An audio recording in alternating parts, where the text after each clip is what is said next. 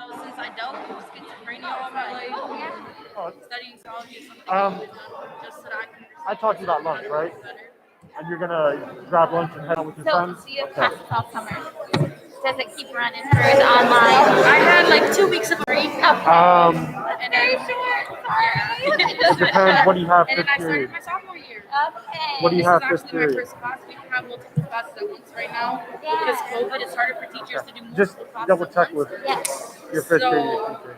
it's just So keep cranking it out. psychology, and then 7 weeks later, a different class. 7 weeks later, a different class. Yeah. I believe this semester It's I'll be upstairs. starting on either. I have it written down. But you were good. That'd be so fun. Definitely. Although most of it is stuff I already know, so it's Yeah. kind of a bummer. Are you doing normal psychology or project psychology? So I'm going for a major in psychology with emphasis on normal psychology. So basically, I'll have normal psychology courses and later psychology courses, but I'll also have a lot of law and forensic. Wow. Keep cranking it out. Good for you. Hang in there. Good to see you again. I'd like to encourage everybody to grab your seats as we'll start in another few moments. Thank you.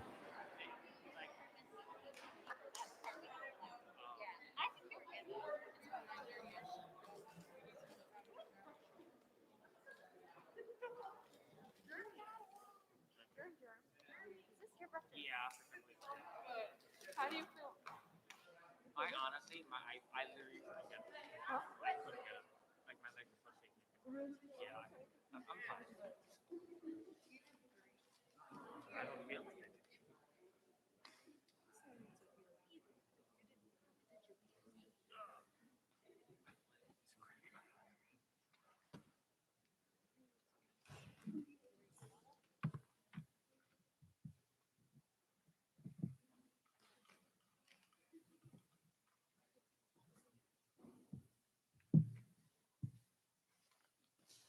All right, glad to welcome everyone back and looking forward to our next speaker as well. Please welcome to the stage, Janelle Missiner.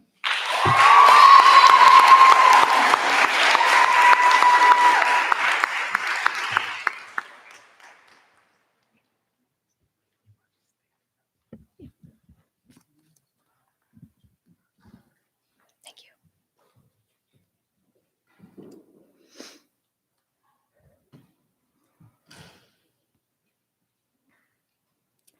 Video games foster the mindset that allows creativity to grow.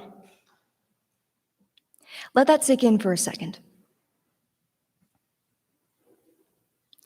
This is a quote Nolan Bushnell, an American businessman, once said. And by a show of hands, how many of you here are gamers? Let me see some hands. Okay, so we've got a lot of gamers here. Impressive. But I stand by this quote because based on my experience, video games has always been something that has stayed with me for a long time since I was a young child, and it's something that I've always been attentive to. I also had a lot of experience playing various consoles that I'm sure many of you have heard before, like the Wii, PlayStation, PC, and etc. And I also engage in a wide genre of games, and it wouldn't matter what kind of genre it would be. You would see me playing horror, action, adventure games, role-playing games, visual novel games, you name it. Whatever the genre was, I would enjoy playing it. Except for sports games because I'm not a sports person. I'm sorry. Speaking more upon the bigger components of gaming, freedom and creativity are often the primary aspects of gameplay that players like me love because it lets us experience the game's world in a way we want. And that's one of the major strengths of the Elder Scrolls Skyrim, which was made in 2011, so that'll be 10 years ago. And what makes this game so unique in particular is there's no default character. So the main character you create can be anybody. And the choice of one's skills and character build is incredibly flexible. You can choose freely from a large set of decision-making options. And the most unique thing is regardless of how much progress you make into the game, whether you finish it or not, you always find yourself starting over the game again and looking at it from a different perspective. And it's beautifully crafted for how much content it provides because you get to understand how your actions will affect other people. So it can teach anyone about thinking ahead of themselves before they make a choice, which is what Skyrim taught me. Skyrim taught me to make my own decisions because I often rely on others to make decisions for me. But moving forward, the popularity of video games has grown immensely over the past years during 2020 and 2021, which I'm sure many of you can guess why. Unlike some industries around the world who are panicking and having financial struggles, many video game industries saw an impressive jump in both revenue and attentiveness when coronavirus restrictions rolled in. Because millions of people at home are searching for new forms of entertainment, video games has become a new outlet to help unite people together, but in a different way. Though as countries began to examine paths toward loosening stay-at-home restrictions and reopening businesses, there was a rising question if the industry will be able to sustain its newfound gains. Fortunately, those inside the gaming world and those who monitor it professionally expressed confidence that the gains would continue in years to come. The main focus here today is that video games should be seen as a beneficial outlet for gamers and non-gamers to discover their self-identity instead of being seen as just an influence of violence, because they have three important components to benefit people, such as skills, community, and to help form identity. To argue for this, there will be provided information about how video games has positively changed people's lives and to share how they discover their self-identity. For start with skills, I'm sure many of you have heard these games before. Minecraft has been proven to give a person problem-solving solution skills. Call of Duty has been proven to teach people history. And The Sims 4 invites people of any age, race, religion, and background to build a virtual community. Additionally, all these skills can apply to real-life situations, especially survival games. And these aren't the only skills one can get or enhance video games. Video games can improve manual dexterity, gray matter, vision, spatial resolution, and one can gain better social skills. Past research involving children found that those who played more video games were more likely to have better social skills, perform better academically, and to have built better relationships with other students. Video games even have mental health benefits. Studies have shown that some video games can boost mood and make for better heart rhythms, which is a sign it helps relieve stress. Developers realize that even therapy uses video games to help treat people. Lastly, video games can inspire one to be more persistent. With video games, the player either wins or they keep trying. Some researchers and educators argue that video games can teach people to be more confident and determined to work towards their goals, treating each misstep as just another learning opportunity. Moving on to community. Joining a community, and it depends on which one you join. If you join a good community, you will find that it can help assist you in life where people will treat you like family, help educate you, and might help you find your self-identity. It's a great opportunity to take because when a player takes a step out of reality to communicate with other people to have fun, they still learn from other experiences and other people's backgrounds. And when you're in the community, you will have the chance to teach people to be humble from your experience, or it can go the other way around. You can be humbled by someone else. LaQuinn Thompson, who is the founder of the Beast Initiative Sports Gaming Youth Program in York, PA, stated that when you join certain games, you will discover that, quote unquote, people are able to embrace themselves no matter who or what they are, what their race is, ethnicity, social orientation. They're respected for what their views are. It can help expose how creative you can be to other people's eyes. Video gaming has become a tool for all kinds of people, welcoming anyone, especially disabled people, to show their colors and express themselves. People in gaming communities today strive to help the youth learn about the ever-growing career opportunities and help them enhance in various skills that will mold them into future leaders who they strive to be one day. With so many people identifying as gamers or identifying as something else, one question comes to mind. What develops one's identity when gaming, and how does it impact them in an optimal way? Covering what's been discussed so far, we've learned that the idea of immersing yourself in a virtual environment while developing skills and connecting with people is a topic that can be used to impact one's identity. The advancement of technology brings more realistic virtual environments for people to participate within and learn about themselves and others.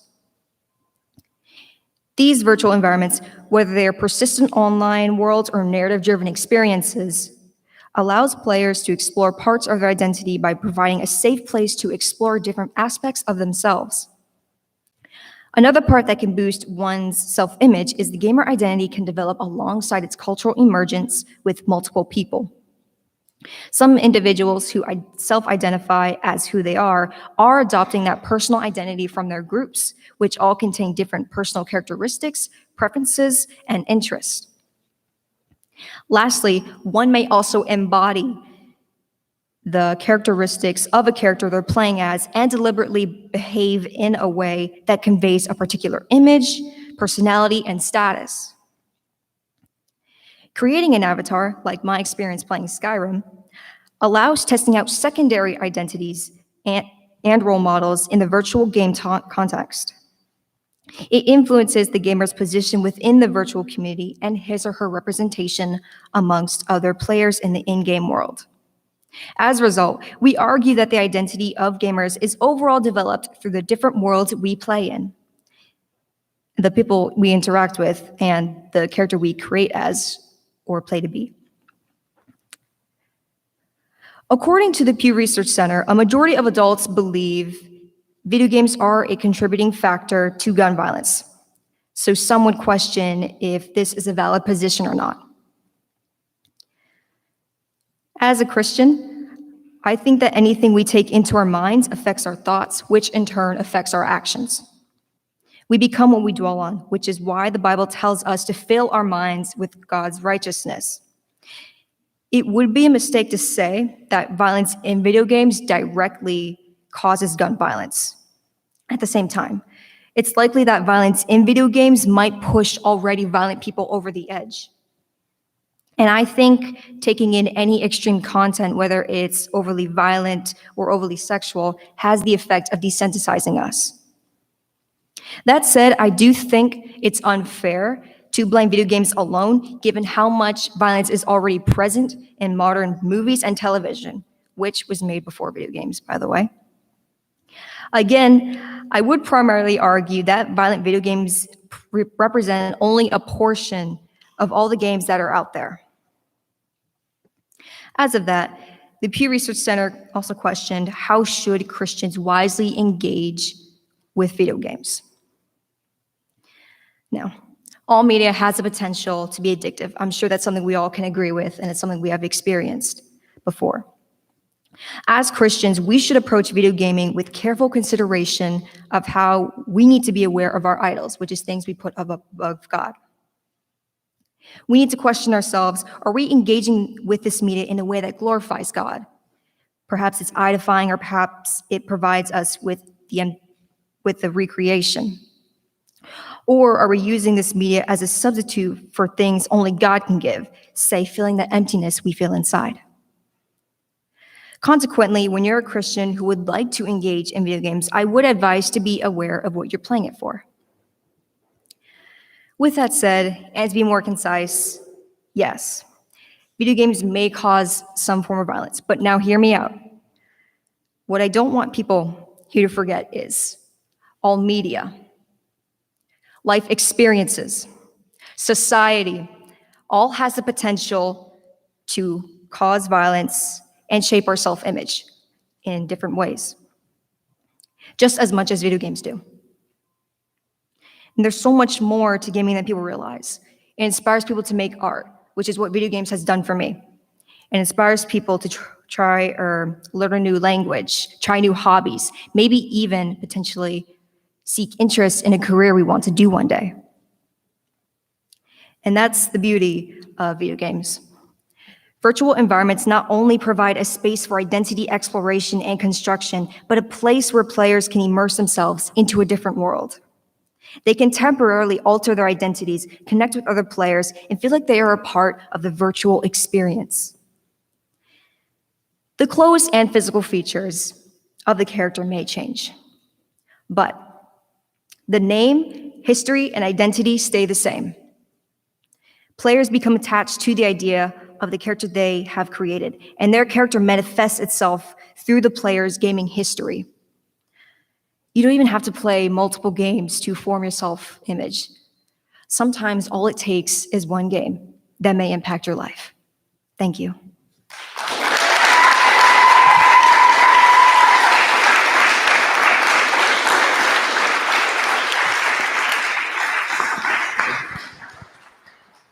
Thank you, Janelle. In your thesis, you mentioned that the value for you personally of joining a good gaming community. I wonder if you could give a little bit more explanation of what differentiates a good community versus a bad, and how we can go about making sure that the community that we're joining is a good one. Is what? Is a good one. Right. So, on my experience, well, I would look up what kinds of communities are good for people. On my experience, I have used Steam, and Discord, which are good video game communities to be a part of, to, I guess, avoid toxic communities. Well, I don't know if there is a way to avoid them. Sorry, can you elaborate on your question more?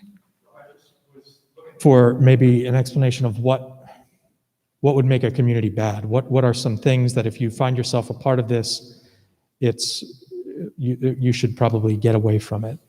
Yeah, so you will find yourself coming across some toxic people, which I'm sure many people here have met before. You will find yourself, and I've even experienced this, you will find people who will, I guess, just rage about anything that would happen, if they lost in a match, or if you decide to argue back against something that they said was wrong. Sometimes it can be out of control. It can be out of your control. So all you can do is to either ignore that person and, kind of just hop out of the community.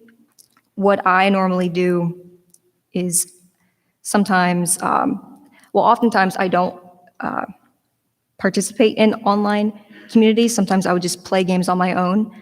So I do see that there's potential to, I guess, help some toxic communities, but it's a lot of progress, I would say. But yeah.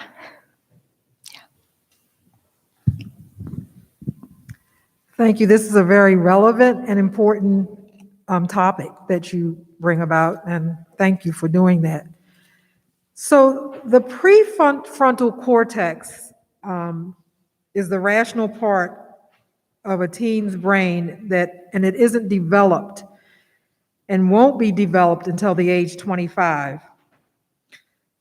In fact, research has found that the adult and teen brains work differently. Adults think with the prefrontal cortex for rational behavior and social emotional decisions being made. Since that development doesn't happen until around 25, what are your views on this when most people who play games are probably younger? And if your brain is not developed, how can you then distinguish the difference between the reality and the virtual world? Have you done any research or found any research on that and what makes that difference? Because you bring up some very good points about gaming being very positive and having some great attributes, and I've found that in some of the research that I've done. But what makes that distinction in a person playing a game who makes that right decision and doesn't when that part of the brain for all of us doesn't develop until 25? It's a loaded question, I know, but have you found any information or research on that? Can you go into more detail with that? Brain that deals with reality and making decisions based on reality isn't formed in a human until 25. And a lot of people, a lot of children are introduced to games early on. So I guess the question would be, do you recommend that younger children are guided and have parental oversight when they're looking at these games and playing these games, since that they don't have a grasp of reality? Yeah, I would believe they do. And it would depend on what kind of games they're playing. If it's something that is violent, I would advise. And there are some games that would rank the games, whether it's for kids or if it's for adults.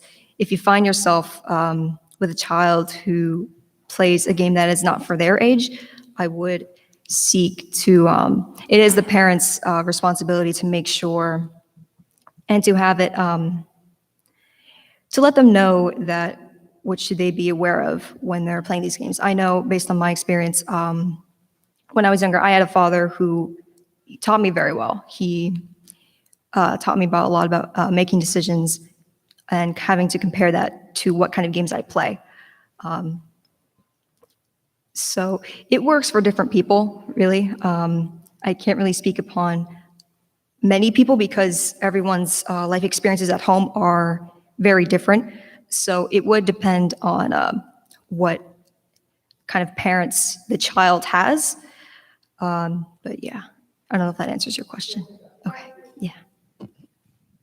Hi, Janelle. Thank you. You're very articulate. So there is also a lot of research done that ties the amount of time we spend on technology in general to an increase in depression and anxiety. And I was just wondering, do you think gaming can be addicting?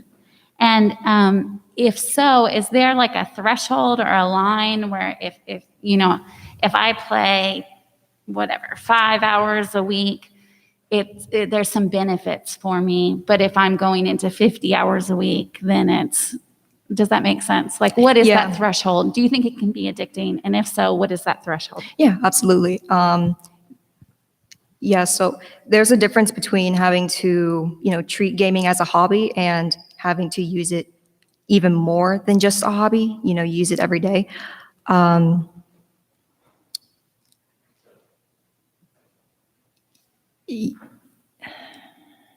Yeah, so, sorry, give me a second. Playing it too much wouldn't have as much benefits because playing too many games can cause some things like loss of sleep. There are even incidents where one would go days without sleeping, constantly playing games. So if you treat it more as a hobby, using it, I guess, once in a while, it would be beneficial in a way. I know that having to play video games for a long period of time can affect your vision. It can cause, especially if you sit in front of a screen for like 10 hours, like sitting 2 feet away, it really depends on how much you use video games and how you would treat it. I know based on my experience, I used to be addicted and I kind of stepped out of that because I knew it was unhealthy. And if someone has ever come across having to be addictive and it's something that they cannot control, if it's an adult, then there are some options to find ways to step out of that addiction. And one of those options that I can only think of right now would be seeking an addiction counselor, which there are some here in York. I don't know who those people would be, but I know that there are some here.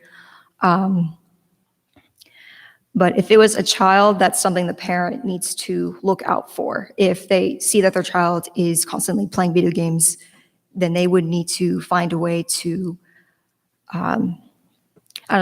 help them grow out of that addiction and treat it more as something of a hobby. So, Thank you, Janelle. You mentioned in your speech that video gaming can teach one persistence in video gaming. Do you think that one's persistence in video gaming kind of realistically transfers into persistence into real life activities like school or work? And yeah, I'll start there. yeah, I believe it does. And it would also depend on the person. It really would. Based on their mentality, whether they are inspired to do more things to achieve. I can say, for me, it has worked because I don't know, there's something about having to, when you feel like you can succeed at something that's in a game, then it kind of helps you apply that to your real life and say, hey, if this person can do that, then I can do this. So it would depend on how mentally strong that person is to achieve those goals. Thank you. Yeah, my follow-up would be, and I'm glad you mentioned mentally strong, because my thought is that if I'm going to be persistent in a video game versus persistent in, reading a book, or, I might choose the former rather than the latter. But so yes, it does depend on the person. Thank you. You mentioned that the argument that a lot of people have, which is that video games encourage violence, kind of trivialize human life, particularly violent video games. And I appreciated your statement that violent video games might make violent people more violent, but they don't necessarily create violent people. I wonder if you think that video game producers and video game companies then have an obligation to, self-censor or to be aware of the impact. If they can make violent people more violent, if they have an obligation then to not do that, or to figure out a way to guard against that. So to put it more clearly, do video game companies have an obligation to help fight the violence that their own games might be encouraging? I feel like they would. There's always a chance that would happen. I mean,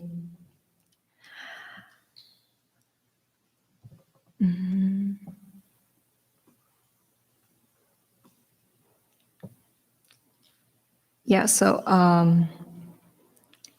sorry, I need to think about this question more. Can you repeat the question? Sure. So I agree with you, I think that violent video games can, scratch that itch for a particularly violent person. And so it might increase their violence and their tendency toward violent behavior. If that's true, do the video game companies themselves have an obligation to seek ways to combat violence? Or are they just free and clear? They can just keep making violent video games, and if people end up, considering themselves or viewing that as a motivation or justification for violent behavior, that's on them. Yeah, there is, but I don't see that having to change or push away violent people, because they can always be encouraged by other things that are also violent, like anything that's violent on social media, or like I mentioned before, whatever is on television, any movies or TV shows that promote or show violence. So I can say it can impact to push violent people away in some form, but I wouldn't say it would completely, since they can also be encouraged or feel like they have the need to make more violence based on other things that also share violence. So Janelle, I'm very, very interested in the area of how video games can help develop social skills, because we're always, most often, the thought is that the more young people interact in social media as opposed to social media, video games, as opposed to having personal experiences, that lessens the ability and the skill set to develop social skills. Can you expound a little bit more on how video games help to develop social skills? How does that happen? What does that look like? And maybe give a tactile example of developing social skills through gaming or video.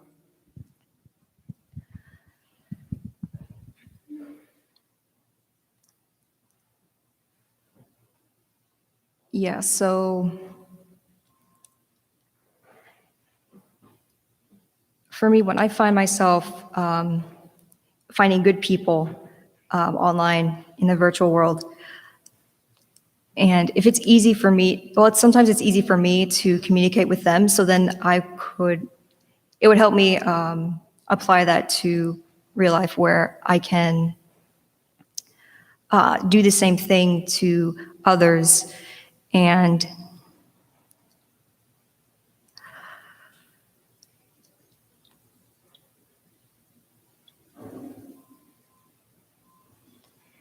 dang, sorry, I have to think about this question. So I think you were going in a great direction. I think that's understandable. If you are able to have communication skills with somebody virtually and you're able to talk through things, then it helps you develop a skill set when you're not in the gaming. If that's what I understand you were saying. You're having these relationships online, gaming, and then you can translate them or transfer them into real life kind of conversations. They are real life conversations, but they're just virtual, but in person, you can transfer those skills. Yeah. Yes. Thank you. First of all, Janelle, I will say you are very brave. This topic is very brave in front of a group of teachers who undoubtedly would tell you to spend an hour reading a book instead of playing a video game. And you're handling yourself with a lot of poise and grace. My final question is, where we find our identity is a very important topic. And, you know, if you're in a class or a church, there's aspects to being in community that help to form our identities. And so my question to you is, you highlighted in your speech some benefits to having an alter ego. Are there any dangers you see in these online identities? Do you consider them fake or not? And any dangers you see to an alter ego online?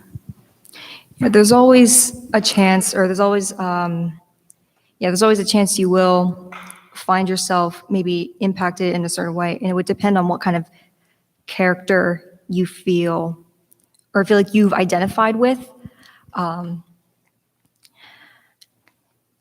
that's something some people would need to be more aware of, because I don't know how far when you identify as someone who has bad characteristics will go. I don't think I've ever heard before just how, actually there has been moments where someone would feel like they can just go way off the edge by thinking they can do this because the character has done this in the game. So I feel like you just have to be more aware of what kind of character you identify with, and not take it too, just not take it too personal and let it affect you in a way. I don't know if that answers your question.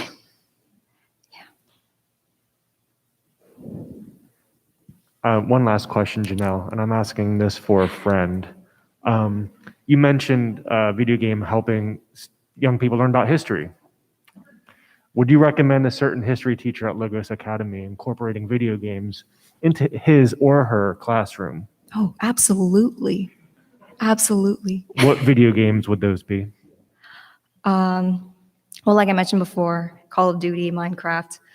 I've even heard from other sources before, even colleges, if you guys don't mind me saying, some colleges from other places use Discord to play Minecraft together, and even my pastor plays video games. So it's something everyone uses. So I would advise it could be something to take a good step out of the box, be entertained with, but also at the same time grab that information that you can take from video games. That is true, but yeah. So you think that education broadly should consider maybe some aspects of gaming, since our target population is, of course, kids, and we're trying to get them their attention. So you think education maybe broadly should consider some aspect of gaming in schooling? Sorry, can you? Do you think school systems across the country should consider gaming more seriously in the classroom? Not too seriously. Well, for me, I think we should take it as seriously like it's a class. I mean, I would look at it more as just something that you can try out as a hobby, like I mentioned before. It's just something to take entertainment out of, but also learn from. But yeah. Thank you.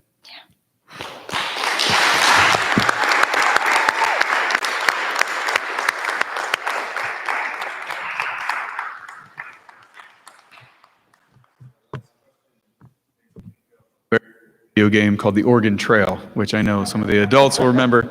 And I did learn the word dysentery from that game, so I think that game helped me. So I also know that during the pandemic, my middle school age children were able to stay connected with their friends through video games, through some of the online gaming.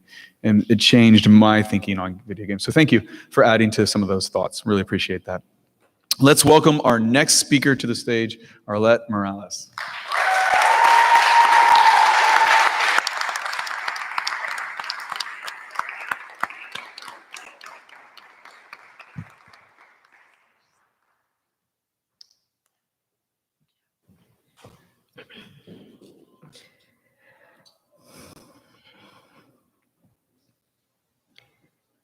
Near the Mexican-American border in El Paso, Texas, there is an overwhelmingly enormous and dehumanizing detention center that holds migrant families. Bodies of migrant families are chained in cages like animals in zoos. These are the families that were separated through the systemic separation of families because of the zero tolerance policy.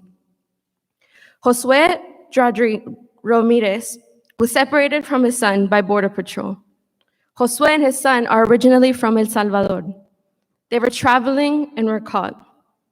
As Josue's son was being taken away from him, his son screamed, "No me lleven, no me lleven. Papá, yo quiero estar contigo. Don't take me, don't take me. Dad, I want to be with you." To understand this broken immigration system, one must look at the history of the southern border. The division between Mexico and the United States had to begin somewhere. There had to be something in history that would reveal to us where things went wrong between the United States and Mexico. The border was established in 1848 after the Mexican-American War. The United States defeated Mexico over this war over expansion. The US stole, betrayed, and sabotaged Mexico for 525,000 miles of Mexico's land. This was half of Mexico's territory. There are three main reasons that security began to increase at the border. The first one was ignorance. Ignorance, which created racist attitudes towards Chinese migrants. The first immigration ban was passed in 1882, when Congress passed the Chinese Exclusion Act. Chinese migrants, instead of crossing through water ports, began to cross through the southern border. Even some Chinese migrants learned Spanish words and would pass as Mexicans. Another reason, the second reason, was the Mexican Revolution, which was in 1910, which ended the dictatorship of Santa Anna and established a constitutional republic. During 1910 and 1920, 890,000 Mexicans migrated into the United States seeking asylum. For the next 22 years, 5 million braceros worked in the United States. Bracero means field worker.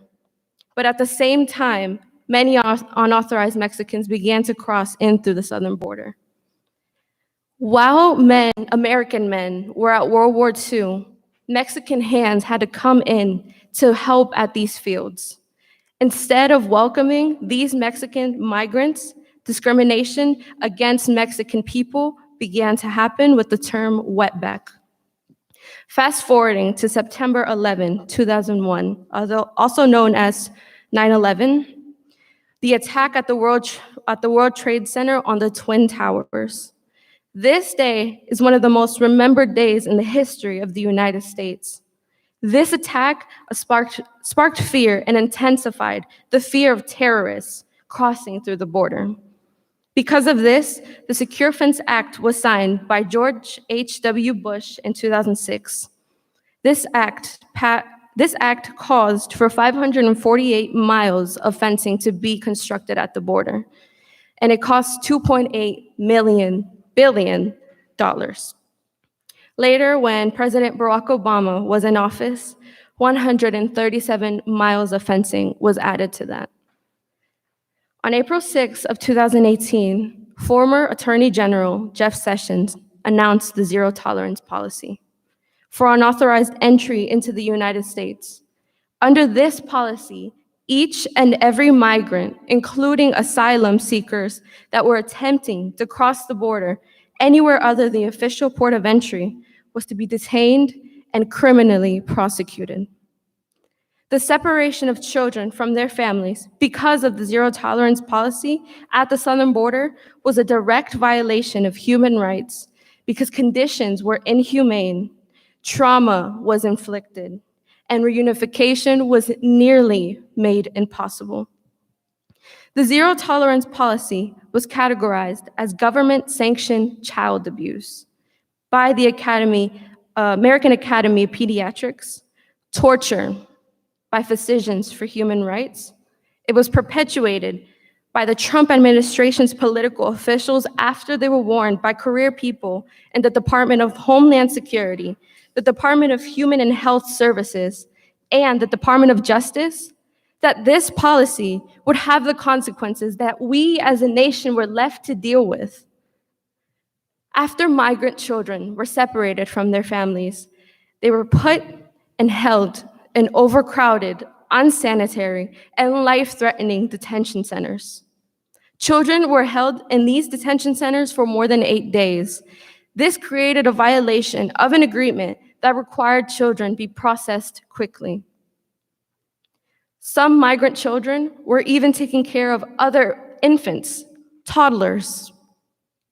They weren't given the hygiene necessities that one needs. No clean clothes, no way to brush your teeth, no water. The only thing that they were given were thermal blankets, which are silver aluminum blankets. While our political officials and while Border Patrol slept on their warm, comfortable beds with more than one blanket to cover themselves at night, these children slept on cold, concrete floor. The Justice Department later revealed in February of 2019 that the federal government received more than 4,500 sexual abuse complaints. 5,200 children were separated from their families. 5,200 children were left to deal with mental and physical trauma. These high numbers have spurred psychologists and pediatrics to advocate that separating children from families puts them at a risk of psychological distress, academic problems, and long-lasting emotional damage. Children were separated at such crucial times of development. Some were as young as 3 months old. Their parents, adult guardians, should have been there for such pivotal, paramount, and particular times of development. It was later revealed that the Department of Human and Health Services, which looked after minors, and the Department of Homeland Security, which looked after parents and adult guardians, were not in sync. The Department of Human and Health Services had minors in the United States, again, violating the 3-day limit, and the Department of Homeland Security had parents and adult guardians deported back to Central America. The record of these individual fathers and mothers were never in our system. This information would have been crucial and would have made it easier to reunite these migrant families. Federal departments should have been in stronger communication and more organized communication, especially because these are children and these are families. These are human beings. President Biden assumed office earlier this year in January and has reversed several of Trump's policies and began a massive effort to reunite families. My name is Arlette Morales. I am 18 years old. My parents brought me. I didn't know I was committing a crime. All my life, my family and I have been living in the shadows of a failed immigration system. On June 21st, 2018, I gave a speech at our Pennsylvania state capitol soon after this policy was announced, because I could see my parents being taken away in handcuffs by Border Patrol. I could see myself in those migrant children, because it could have been me. The Bible calls for us to love, to welcome immigrants. The Bible puts it as foreigners. In Leviticus 19:33-34, it says, "When a foreigner resides among your land, do not mistreat them. The foreigner residing among you should be treated as your native born. Love them as yourself, for you were foreigners in Egypt. I am the Lord your God." There are so many times that the Bible mentions immigrants, and he's telling us to welcome them, to love them as we love ourselves, to love them as we love our citizens of the United States. To this day, 1,000 families are still separated. 400 parents of those 1,000 families have yet to be located. On May 5th of 2021, in San Diego, California, Sandra Ortiz saw her son Brian for the very first time after 3 years. They were the first family to be reunited under the Biden administration. I pray and I hope that all of the families that were separated because of the zero tolerance policy get reunified and receive all of the resources that one needs for such a deep wound. I have hope for the future, and I have hope for this nation. We need to do better. As a nation, we need to move forward and create policies that are effective, yet respect human rights and human dignity. Thank you.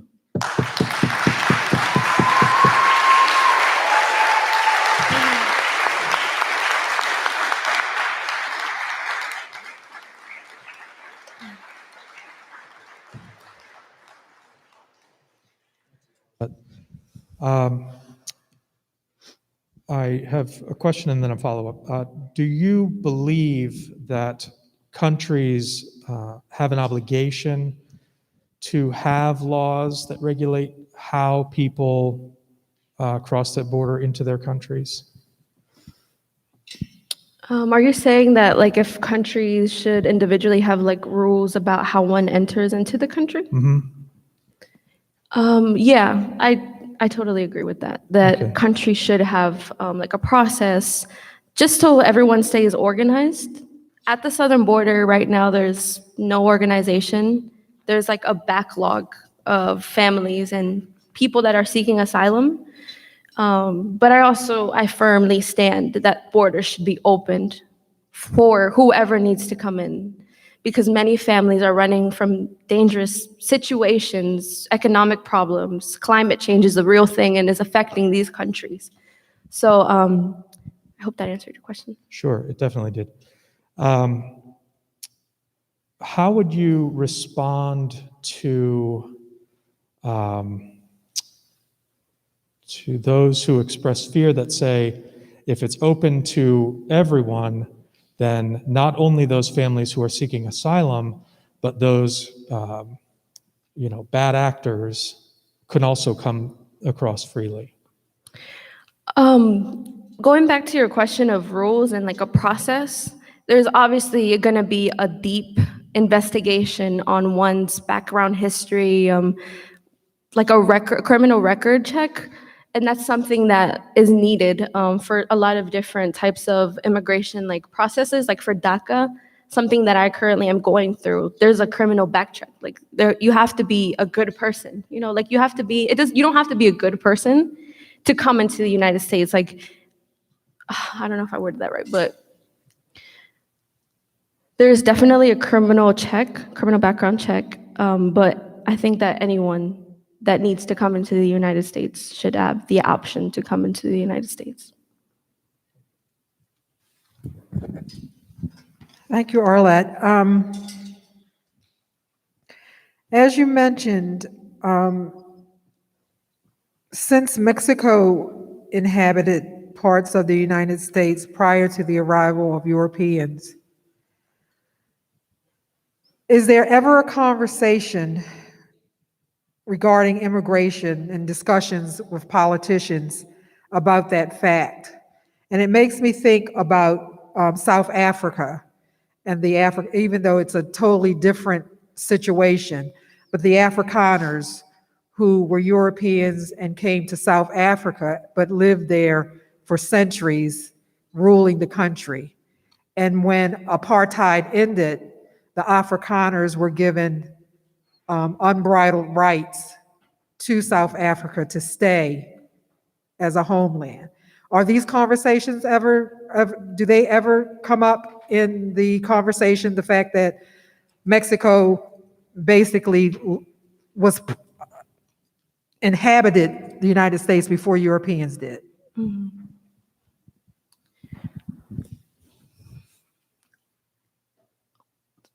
There was actually something a few years ago that I don't remember what president it was, but there was like amnesty given to a lot of Mexicans that were undocumented and qualified for that. And I am pretty sure it was basically rooted on what you're pointing out, how the United States took some of Mexico's land. And I'm pretty sure that's an example that I can give to you right now. And I'm pretty sure the root was that the land belonged to Mexico before. It belonged to the United States. That question, have any reparations ever been given to Mexico for their land being stolen? That's a good question. I'm pretty sure I feel like I've came across that when I was doing my research. I just don't remember right now. Arlette, this is a topic dear to my heart. Thank you for taking it on. I was wondering if you could speak a little bit about Deferred Action for Childhood Arrivals, DACA. And in a recent poll put out, over 90% of United States citizens believe there should be a pathway to citizenship for dreamers. And I'm wondering how children are being used as a bargaining chip in this immigration debate, and if you could speak to DACA. Thank you for your question. DACA, Deferred Action for Childhood Arrivals, is a program where there's like really strong, what is it? Like things that there are strong prompts that make one eligible. President Obama was the one who introduced this program in 2012. And this program basically gives one who is undocumented, a young person, gives one the opportunity to kind of live like a normal life. You get the opportunity to get a driver's license, a work permit, and it's overall like a way that protects you from any type of deportation, or if you were to ever come across like a border patrol or an ICE, you have something that'll protect you from deportation. And yeah, like you said, when Biden came into office, he introduced the path to citizenship. And it's something that's still under discussion. And it does like dreamers. There's two different things: the DACA program, which is just like a temporary protection. And then there's the DREAM Act, which is like a actual path to citizenship. And that's like the one that hopefully in the future we'll be able to move toward, because that's like a permanent path to citizenship. So yeah, these like dreamers have been pushing a lot of people to stand with immigration and immigrants, because we are good people. Like, to be in this program, you have to be enrolled in college or in high school, or have graduated, have a job, clean criminal background history. Like, we are good people who are working just to better this country, like this economic. We offer so much to this country. We take the jobs that no one wants. And yeah, these dreamers have been pushing people to stand along the fight for a path to citizenship.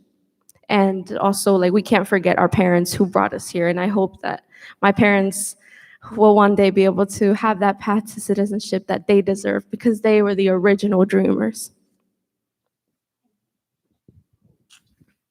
Thank you, Arlette.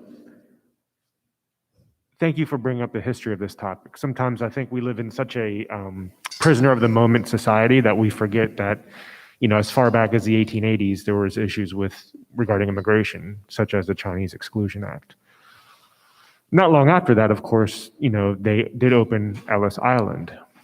So it sounds like, based off of your speech, would you be arguing for a similar kind of situation at the southern border, like a more organized way to handle the immigrants, refugees, asylum seekers at the southern border, kind of similar to what Ellis Island achieved with welcoming a lot of European immigrants over? Would you agree with that? Is that something that you would argue for? Could you ask that final question again? Would you argue for kind of mirroring or trying to do something similar to the way Ellis Island was operated for all those many years? For those of you who don't know, Mr. Grundon, he taught our class American history, and there was like a part in that was immigration history, and that was when he taught about Ellis Island. That was the first time that I was like, oh, like why is there not like a Ellis Island at the southern border that processes people and also like offered opportunities for work? But yeah, look, I did an interview at the beginning of my senior thesis with a man that works at the UN, and I asked him that. I was like, is there a possibility for the southern border to adapt like a Ellis Island group that would process people and would get it to be more organized? So I am so for that, because right now there's no organization at all, and the COVID made it so much hard on detention centers, on like the processing of immigrants. Title 42 was added because of the pandemic, and that caused for only unaccompanied minors to be processed and to be led into the United States. But many adults and like adults that come with children aren't allowed to go into the United States, because at the moment our southern border is only allowing for unaccompanied minors to come.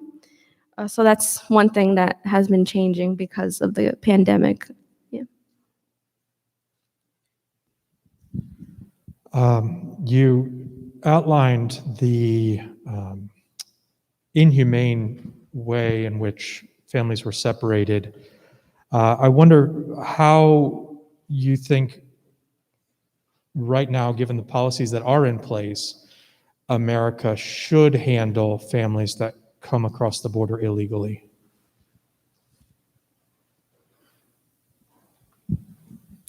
So taking a look at the root of the problem, like why are families coming into the United States? Like there has to be a problem at these other countries.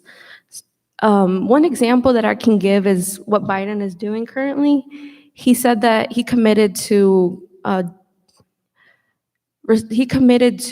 sending 4 million, I believe it is 4 billion actually dollars to these countries that need the money for just like their economic status to kind of like keep moving. And for example, that money is going to be going to actual like corporations and not the government itself, to avoid just for the money to be used in the wrong way. But I think taking a look at the root of the problem would be a really good way to go at it, and giving money to countries that need the money. And at I believe it's somewhere in like the Western Highlands of Guatemala. That's where climate change is hitting farmers really, really hard. And so if they don't have a way to make money, a way to make food, it's really not going to help them. And it's just going to keep the cycle of having to come into the United States to look for a better life. So I think that's one thing that we can just look at the root of the problem. And the way our media portrays this immigration topic I also don't think it's a good way to go at it. We are mostly focusing on more of the politics and like the conversations that are going back and forth that are just arguments, like referring back to Michaela, like we're not getting anywhere. Like they're just arguments going back and forth. Let immigrants come in, don't let immigrants come in. But looking at the actual human beings that are going through such horrible situations, like looking at them, looking at their stories are powerful. And remembering that these people are more than just a story on the New York Times, they're actual human beings. Thank you, Arlette, for being so courageous, vulnerable, and fearless. Thank you very much for presenting this. Has there been a public outcry for what's happening at the American border and a global or world outcry, and have any global, international humanitarian organizations come to the aid of people at the border? And two parts to this. Are there any countries that do it right, that get it right? So your first question, I kind of forgot what it was, but what is the public outcry, or has there been a public outcry? Humanitarian efforts across the globe that are coming to the assistance of people at the border. Okay. At the moment, right now, there's a lack of humanitarian organizations and groups that can go down to the United States southern border. There's really not much organization at all. But there was, when the zero tolerance policy was announced in 2018, there was a public outcry, like people were standing up for these families that were being torn apart. And at the same time, during the zero tolerance policy, there were raids, ICE raids around the nation. So people were advocating for families at the border, for raids to stop. So yeah, there was definitely a really big public outcry. I remember here at our York County prison, we held like a vigil for those families that were being separated, and also at the same time for the ICE raids that were separating families. So yeah, there was a really big public outcry, and at the moment, from the research that I saw, there's a lack of humanitarian organizations at the border. There's actually like an actual community of people that are on like the verge of each country, like they're like in the middle of each country, mostly near Mexico, where those are the families that have been rejected from coming into the United States. Like they went actually to go seek asylum. Like we're doing it the right way, the way people want us to do it, but we're getting rejected. And there's kids who are suffering from such horrible conditions and like disabilities, and they're being rejected. Like you need proof that this child is suffering, and that proof in the past would make it so much easier for these families to come into the United States, but because of the last administration we had, it made it so much harder for families to come into the United States with this proof. So there's actually, going back to my point, there's a community that is just a community of immigrants who are waiting their court hearings that they were promised, but there's a backlog of families who are waiting. So it's a really long, long process, and it takes a long time.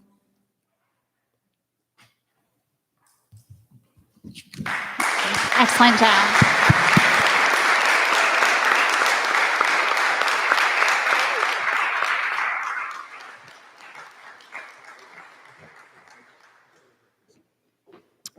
So Arlette, thank you so much. So much work still to be done. And having lived overseas, these problems exist in other countries as well. And so wanting people to find solutions to common problems. I'd like all the seniors to come up on the stage, please, for a great photo op, but also for a closing prayer as well. Yeah, we can clap for the seniors.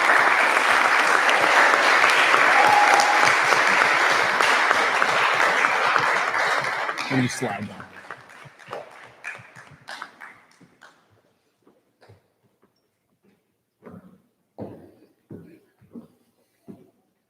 Let's pray. Lord Jesus, we're very thankful for the seniors. Thankful for all the work that they've put in. Thankful for the wisdom that they've shared with us today. We just ask, Lord, that this wisdom would stay with them.